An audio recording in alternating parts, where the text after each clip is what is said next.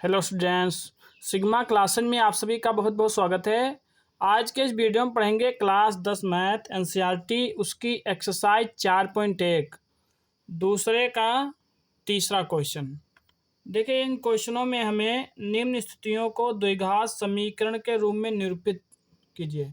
मतलब कि हमें जो ये जो दी गई है हमें क्वेश्चन, इसको केवल द्विघात समीकरण के रूप का बनाना है केवल, ठीक है। तो क्वेश्चन है, रोहन की माँ उससे 26 वर्ष बड़ी है। मतलब कि जो रोहन है उसकी माँ रोहन से 26 साल बड़ी है। इनकी आयु वर्षों में इनका गुणनफल अब से 3 वर्ष पश्चात, मतलब 3 वर्ष बाद 360 हो जाएगा। हमें रोहन की वर्तमान आयु ज्ञात करनी है, ठीक है। तो ऐसे क्वेश्चन के लिए हम पहले हम रोहन की आयु को मान लेंगे। तो लिखेंगे माना रोहन की वर्तमान आयु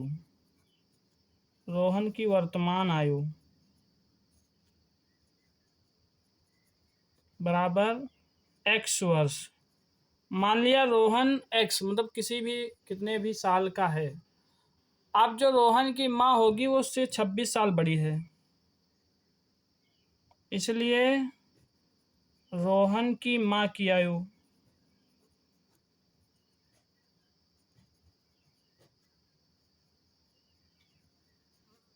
अब उसकी माँ 26 साल बड़ी है तो x में 26 और जोड़ दीजिए, x प्लस 26 वर्ष, ठीक है। अब बात हो रही है 3 वर्ष पश्चात की, तो 3 वर्ष बाद दोनों की आयु निकाल लीजिए। तो यहाँ लिखेंगे 3 वर्ष पश्चात रोहन की आयु।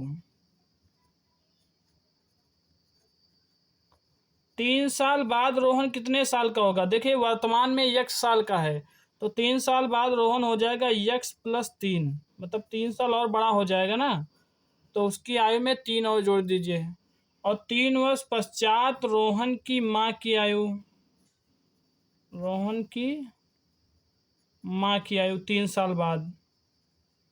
तो रोहन की माँ की वर्तमान आयु x प्लस 26 है ना, तो 3 साल बाद हो जाएगी x प्लस 26 प्लस 3, मतलब कि x प्लस 26 3 29, x प्लस 29 वर्ष, ठीक है। अब हम शर्त के हिसाब से जो समीकरण बनाएंगे, तो लिखेंगे प्रश्नानुसार। प्रश्न क्या कह रहा है? अब से 3 वर्ष पश्चात दोनों की आयु का गुणनफल 360 हो जाएगा।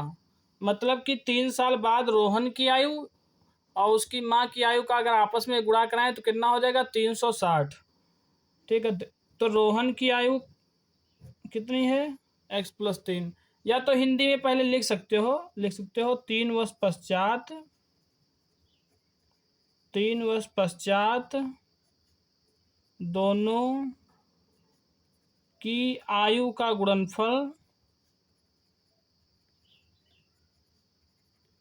बराबर कितना हो जाएगा? 360। तो 3 साल बाद रोहन की आयु कितनी हो जाएगी? x प्लस 3, और गुणे 3 साल बाद उसकी माँ की आयु हो जाएगी x प्लस 29। तो यहाँ लिखिए x प्लस 29 बराबर 360, ठीक है। आप दोहरिया गुणा करा लीजिए। अब इस x का पहले x से गुणा कराइए तो गुणा में घाते जुड़ जाएंगे, तो x की घात 2 हो जाएगी। अब इस x का 29 से गुणा कराइए तो प्लस का हो जाएगा 29x प्लस। अब इस 3 का x से गुणा कराएंगे तो 3x, और 3 का हम 29 से गुणा कराएंगे तो 29 का 3 से, तो 3 9 27, 3 दूना 6, 87 हो जाएगा बराबर 360, ठीक है। तो ये हो जाएगा हमारा x² प्लस 29 और 3 जोड़ दीजिए, 29x और 3x हमारा जुड़ के हो जाएगा 32x प्लस 87, और ये 360 को बराबर के लेफ्ट साइड ले आइए तो माइनस का 360 हो जाएगा बराबर 0। तो ये हो जाएगा x² प्लस 32x। अब देखिए 87 में से 360 घटाइए, तो 360 ज़्यादा है तो उल्टा घटाना पड़ेगा, ठीक है। तो 360 में से 87 घटा लीजिए तो कितना बचा? 3, और यहाँ बचा 5, 15 से 8 के 7 बचे, 273 माइनस का बचेगा 273, 73 बराबर 0। अब देखिए ये क्या द्विघात समीकरण के रूप की हो गई क्योंकि इसमें x की अधिकतम घात कितनी है, 2 है। तो लिखेंगे यह समीकरण ax² plus bx plus c बराबर 0, और जहाँ a बराबर a का मान 0 नहीं है, के रूप की है। अतः यह अभीष्ट माने जो हमें निकालनी है, अभीष्ट द्विघात समीकरण है। अभीष्ट द्विघात समीकरण है। इस प्रकार से हम इसको द्विघात समीकरण के रूप में बना देंगे। अब इसका चौथा क्वेश्चन देखिए। क्वेश्चन है, एक रेलगाड़ी 480 किलोमीटर की दूरी समान चाल से तय करती है। यदि इसकी चाल 8 किमी प्रति घंटा कम होती तो वो उसी दूरी को तय करने में 3 घंटे अधिक समय लेती। रेलगाड़ी की चाल हमें ज्ञात करनी है, ठीक है। तो हमें जो चाल ज्ञात करनी है उसी चाल को हम मान लेंगे।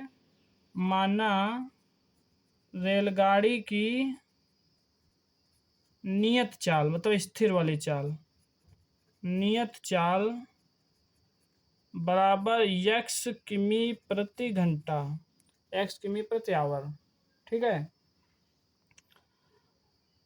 और दूरी कितनी है, कुल दूरी बराबर है 480 किलोमीटर। तब समय कितना लगेगा, समय बराबर क्या होता है, दूरी बटे चाल ना।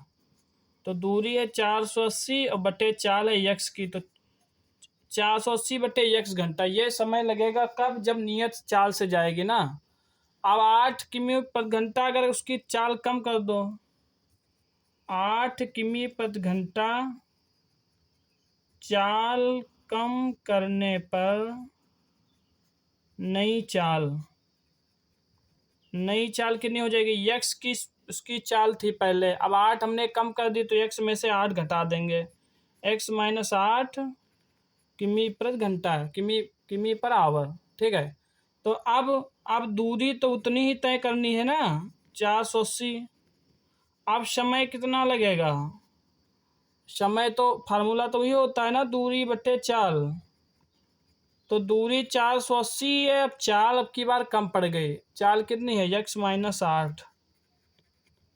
आप बताइए, जब स्लो मतलब स्पीड कम कर दी गई तो ये समय, ये वाला जो समय है ये ज़्यादा है, और ये और नियत समय ये कम है। क्यों, क्योंकि इसमें स्पीड उसकी कम है ना, पहले x थी, अब x माइनस 8 हो गई है। तो लिखेंगे प्रश्नानुसार, लिखेंगे 8 किमी प्रति घंटा चाल कम करने पर 3 घंटे अधिक समय लगता है। मतलब कि ये जो नया समय है ये 3 घंटे ज़्यादा है ना, तो नया समय और माइनस पुराना समय कितना है, 480 बटे x बराबर कितना बचेगा, 3 घंटा बचेगा ना, क्योंकि नया समय 3 घंटा ज़्यादा है, पुराना समय 3 घंटा कम है। आप जो है इसमें लासा ले लेंगे, बराबर 3, x माइनस 8 और x का लासा क्या हो जाएगा, x ये, और गुणे में x माइनस 8, ठीक है। बीजगणित में जो अलग अलग प्रकार के पद होते हैं तो उसको गुणे में लासा ले लेते हैं। तो x माइनस 8 से जब इसको पूरे को हम लासा को भाग देंगे तो x माइनस 8 और x माइनस 8 एक कट जाएगा, पूरा भाग हो जाएगा, x बचेगा। x का गुणा 480 से कराइए तो हो जाएगा 480x माइनस, इसमें x कट जाएगा, x माइनस 8 का गुणा 480 से कराइए तो गुणे में लिख देंगे 480 इंटू x माइनस 8, ऐसे गुणे में लिख देंगे, अगले स्टेप में गुणा कराएंगे। तो ये हमारा हो जाएगा 480x माइनस 480 का x से गुणा कराइए तो हो जाएगा 480x। अब ये माइनस माइनस प्लस, 480 का 8 से तो 0, 8 ये 64 और 8 चौ 32, 6 38, 3840, और बटे इस x का x से गुणा कराएंगे तो x² माइनस x का 8 से गुणा कराएंगे तो 8x बराबर 3। आप इसको जो है तिरछी गुणा करा दीजिए। देखिए ये 480x कट जाएगा, ठीक, तो इधर बचेगा हमारा 3840, और बट्टे में बचेगा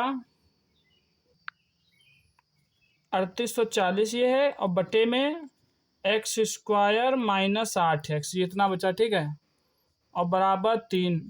अब तिरछी गुणा करा दीजिए, एक्स स्क्वायर माइनस 8x की 3 से गुणा कराइए, तो 3 का एक्स स्क्वायर से गुणा 3x स्क्वायर माइनस 3 × 24x बराबर 3840 के 1 से गुणा कराइए, तो इधर लिखिए 3840, तो ये हो गया 3x स्क्वायर माइनस 24x, 3840 इधर आएगा, माइनस का 3840 हो जाएगा बराबर 0। अब इनमें जो है हम 3 कॉमन भी ले सकते हैं, तो 3 कॉमन लिया तो हो गया एक्स स्क्वायर माइनस 3/24x, और 3 × 3 3 दूना 6, यहाँ बचा 2 3/24 1280 बराबर 0। ये 3 उधर बटे में जाएंगे तो 0 हो जाएंगे, तो x square minus 8x minus 1280 बराबर 0/3 लिखो तो 0 ही हो जाएगा, तो यहाँ बटे 3 नहीं लिखेंगे। तो अब ये जो समीकरण है ये द्विघात समीकरण के रूप की बन गई। इसमें हम लिख देंगे ये x square plus b x plus c बराबर 0 के रूप की है, अतः ये अभीष्ट द्विघात समीकरण है। इस प्रकार से ये क्वेश्चन सॉल्व कर देंगे। Thanks for watching.